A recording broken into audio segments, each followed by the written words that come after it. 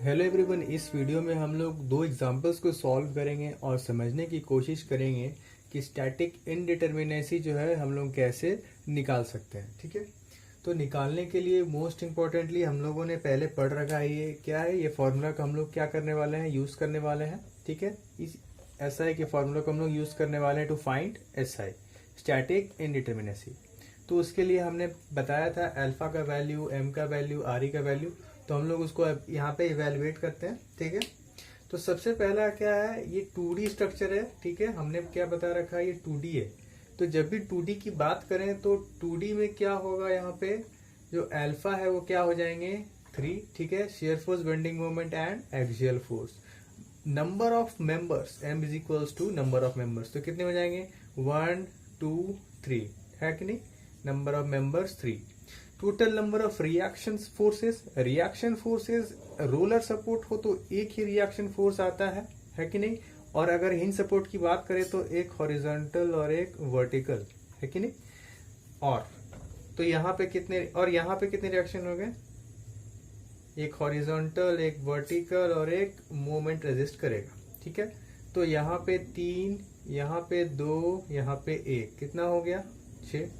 ठीक है, उसके बाद हम लोग अगर बात करें बीटा की, तो बीटा यहाँ पे क्या है, बीटा की हम लोग अगर बात करें तो नंबर ऑफ इक्वेशन। ठीक है, तो नंबर ऑफ इक्वेशन कितने हो जाएंगे, summation of all the forces in X direction equal to 0, summation of all the forces in Y direction equal to 0 and summation of all the moment is equal to 0। इन तीनों equations को यहाँ पे हम लोग क्या करेंगे, वैलिडेट करेंगे, तो क्या हो जाएगा हम लोग का निकलेगा वैल्यू। तो नंबर ऑफ इक्वेशन कितने हो गए यहाँ पे 3, तो बीटा कितना हो जाएगा 3। अब बात करते हैं जॉइंट की। तो जॉइंट यहाँ पे कितना है 1 2 3 4, टोटल नंबर ऑफ जॉइंट्स 4।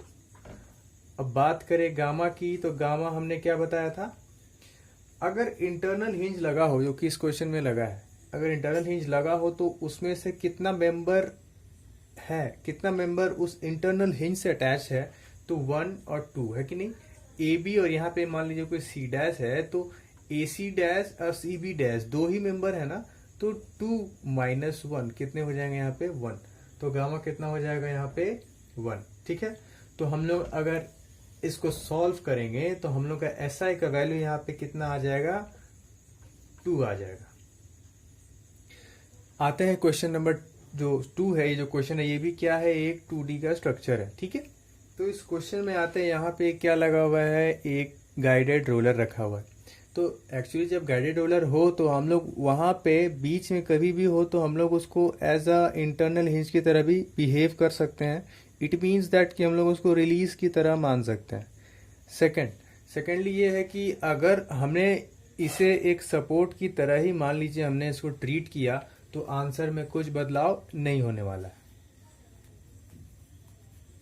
तो अगर हम बात करें यहाँ पे अल्फा की, तो ये क्या है 2D एक बीम है, तो यहाँ पे क्या हो जाएंगे 3 एज इट इज सेम, क्या हो जाएंगे यहाँ पे 3 हो जाएंगे। ठीक है, और नंबर ऑफ मेंबर्स की हम अगर बात करें तो आप जरा काउंट करें नंबर ऑफ मेंबर और जरा सोच के बताएं 1 2 एंड 3। ठीक है, हमने क्या लिया है, हमने इसको, ये जो जॉइंट है इसको हमने क्या लिया है, एक इंटरनल हिंज की तरह बिहेव करने को बोला है, जिस तरह यहाँ पे हमने इसको कंसिडर किया था। तो रिएक्शन कितने हो जाएंगे यहाँ पे, ये क्या है हिंज है, यहाँ पे 2 एज इट इज जैसे हमने यहाँ बताया, और एट पॉइंट बी क्या हो जाएंगे 1 नंबर ऑफ रिएक्शन फोर्स, और ये एक फिक्स सपोर्ट है तो क्या हो जाएंगे यहाँ पे 3 reaction, summation of all the forces in X Y and moment. तो नंबर ऑफ रिएक्शन कितने हो गए यहाँ पे 6, है कि नहीं। तो नंबर के बाद हम लोग अगर बात करें बीटा की, तो beta as a internal hinge क्या हो जाएगा, सेम क्या हो जाएगा, नंबर ऑफ मेंबर, इसको हमने क्या माना है इंटरनल हिंज, तो क्या हो जाएगा ये 2 minus 1, 2 number of members attach in it, -1 we get 1। ठीक है, तो बीटा कितना हो जाएगा यहाँ पे, बीटा तो 3 हो जाएगा। ठीक है, बीटा भी 3 हो जाएगा। नंबर ऑफ इक्वेशन कितना वैलिड होगा, जॉइंट की बात करें 1 2 3 एंड 4। ठीक है, 4, और यहाँ पे गामा कितना हो जाएगा 1, तो हमने यहाँ पे गामा को सॉल्व करा था यहाँ पे। ठीक है, तो कितना हो जाएगा अल्फा 3 मेंबर 1 2 3, रिएक्शन फोर्सेस कितने हो जाएंगे यहाँ पे 6, beta number of valid equations, तो valid equation summation of all the forces in X Y and moment. तो उसके बाद हम बात करें जॉइंट की, तो 1 2 3 and 4 joint, gamma is equals to 1। तो इसको हम लोग अगर सॉल्व करेंगे तो हम लोग का SI का वैल्यू कितना आ जाएगा, यहाँ पे 2 आ जाएगा, है कि नहीं। ठीक है, उसके बाद जो है हम लोग यहाँ पे सेकंड केस कंसिडर करते हैं। तो सेकंड केस जब भी हम लोग यहाँ पे कंसिडर कर रहे हैं तो इसको जो है एज हम लोग क्या ले लेंगे, गाइडेड रोलर है तो गाइडेड रोलर ही की तरह हम लोग इसको ट्रीट करते हैं। ठीक है, वो अगर फार एंड पे होता तो हम लोग इसको क्या मानते हैं, एक रिजिड की तरह बिहेव करते हैं, इसको एज अ रिलीज नहीं लेते। रिलीज कहने का मतलब है कि इंटरनल हिंज का हम लोग यहाँ पे उसको कंसिडरेशन में नहीं लेते। अब उसको सॉल्व करते हैं एज अ गाइडेड रोलर मान के। ठीक है, तो अल्फा तो 3 हो जाएगा, मेंबर कितने हो जाएंगे 1 2 3 एज इट इज सेम।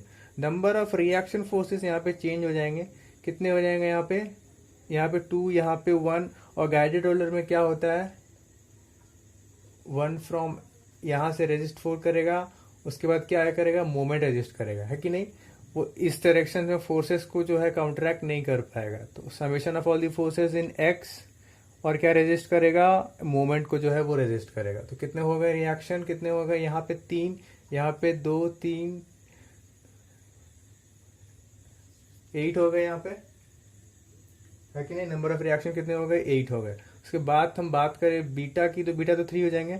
अब यहाँ पे आते हैं जॉइंट पे, है कि नहीं। तो जॉइंट यहाँ पे क्या हो जाएंगे चेंज, तो 1 2 यहाँ पे 3, यहाँ पे 4, यहाँ पे 5, टोटल कितने जॉइंट हो जाएंगे यहाँ पे 5। उसके बाद अगर हम बात करें गामा की, तो gamma as a internal hinge, जब भी गामा का वैल्यू कहाँ आता है, जहाँ पे इंटरनल हिंज का कोई अगर दिया हो, अगर यहाँ पे इंटरनल हिंज नहीं है, एज अ सपोर्ट हमने लिया है इसको, तो गामा कितना हो जाएगा यहाँ पे 0। अब यहाँ पे आप सॉल्व करें तो आपका जो SI का वैल्यू है वो भी सेम कितना आ जाएगा 2। ठीक है, तो एज आप या तो फर्स्ट प्रोसीड्योर लें या फिर सेकंड प्रोसीड्योर, आपका जो है आंसर में कोई फर्क नहीं आएगा। तो ये थे आपके 2 एग्जाम्पल्स जिसको आप समझ गए होंगे। तो आपको कोई डाउट हो तो आप कमेंट सेक्शन में हमें पूछ सकते हैं। Thank you.